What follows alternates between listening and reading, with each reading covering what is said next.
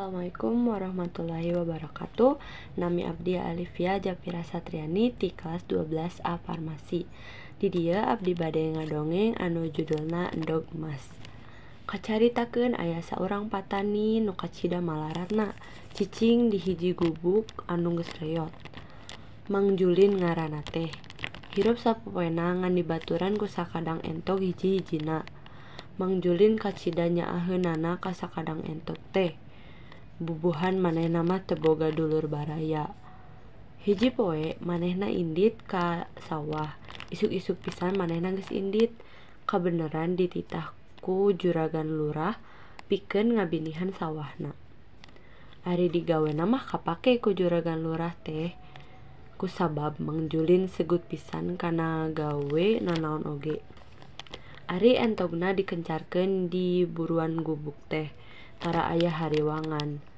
Balik ti sawah wanci sariak layung. Mang Julin kacida laparna. Manehna ngadeheus ka pangeran. Duh Gusti, mun paparin abdi beunghar mah dahar nanaon oge bisa. Mang Julin teh dahar ngan jeung uyah. Sanggeus wareg mah manehna tuluy ngampihan entog di juru imah. Isuk-isuk keneh Mang Julin kahudangkeun ku King Kilaban nu ayana ti juru imah.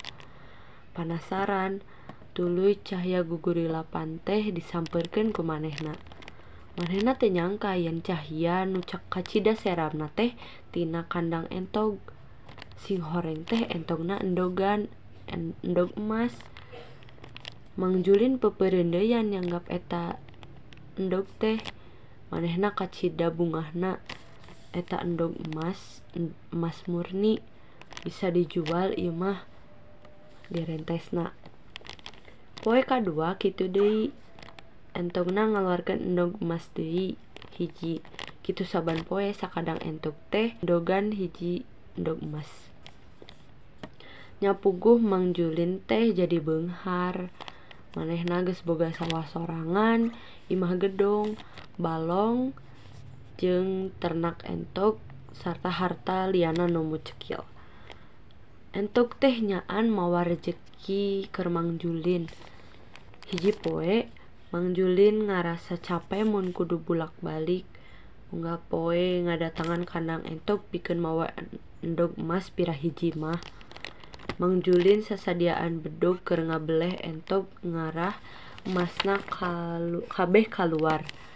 Jadi manehna teu kudu mawaan unggal poe ka kandang entog. Ari geus dibeleh entog teh teu kaciri emas-emasna acan, malahan entog teh paeh.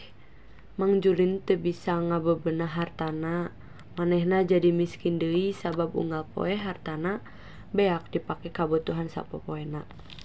Cukup sakitu eusi tina dongeng Endog Emas.